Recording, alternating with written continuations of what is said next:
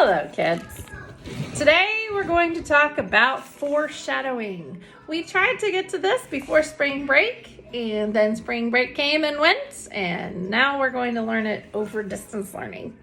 Grab your skills journal and come back. Now, go to the page where we were looking at different literary elements. They were tiny little iPods. We made little windows that you can open and close. We had several words and the definitions. There's one that we left blank. It was foreshadowing.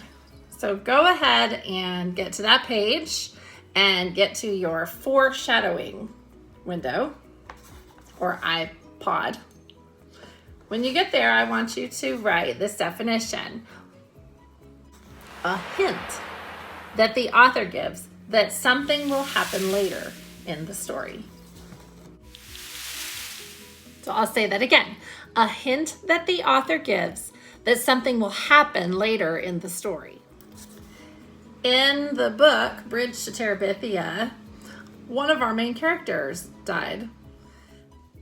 Leslie winds up drowning, hitting her head and drowning and dying from that. Let's look at some hints that the author, Catherine Patterson, gave us to tell us that eventually that was going to happen. We were all shocked, but she did give us a lot of hints. One example of foreshadowing happens titled Rulers of Terabithia, when Leslie was giving her speech about her favorite hobby. Do you remember what it was? Scuba diving. Do you remember how Jess reacted? He started to feel like he was drowning. He used words like, suddenly he could hardly breathe. Suppose you went under and your mask filled up with water and you couldn't get to the top. He was amazed that she wasn't scared of going deep, deep down in a world of no air and little light. Look, here he even said he had nearly drowned. So here we have foreshadowing that somebody's going to drown. We also have irony because it turns out it was not him that drowned. It was Leslie that drowned. We find another example of foreshadowing when we first meet PT, when Jess picks him up and then they get to Terabithia. Jess had to figure out how to get PT across the creek bed.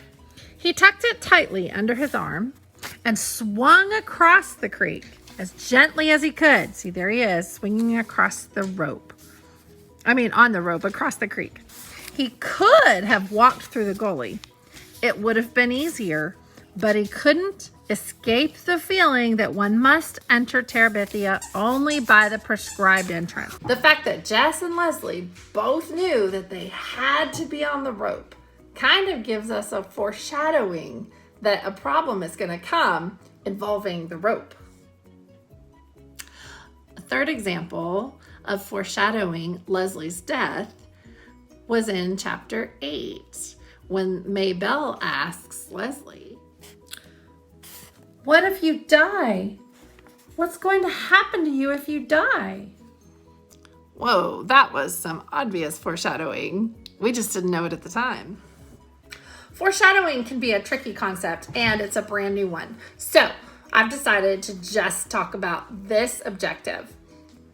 It's going to take some time, so this will be another short assignment this week. Your job for number 1 and 2, give 2 examples of foreshadowing that you find in your text. Please do not use the ones I gave you as an example. Find your own. It's going to take a little time to search for it, but I know you can do it. Remember to write the exact words from the text, use quotation marks, and then tell me what that is foreshadowing. What event your text that you're quoting is foreshadowing. That's all I got for you. See you next time.